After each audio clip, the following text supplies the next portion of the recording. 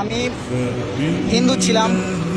আমার বাবা শৈলাস দাস, দেশের বাড়ি নেত্রকোনা।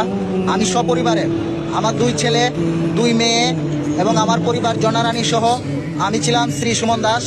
কোর্টে এফিডেভিট করে ইসলাম ধর্ম গ্রহণ করি 16 তারিখে অ্যাডভোকেট রফিকুল ইসলাম স্যার এবং অ্যাডভোকেট মহিবুদ্দিন স্যারের মাধ্যমে। আল্লাহ তাআলার মনোনীত ধর্ম ইসলাম, আদি যুগ থেকে চলে আসছে ইসলামের উপরে। তো আমি যদিও পৈতৃক বংশ থেকে পাওয়া সনাতন ধর্ম, আমি ইসলামের সব কিছু আমার কাছে ভালো লাগছে, অনেক আগের থেকেই ভালো লাগতো। যার জন্য আমার 2 ছেলে ঢাকায় পড়াশোনা করে, একজন কলেজে শৈবাল দাস, তিনিও এখন নাম পরিবর্তন করে হয়ে যান জুলফিকার।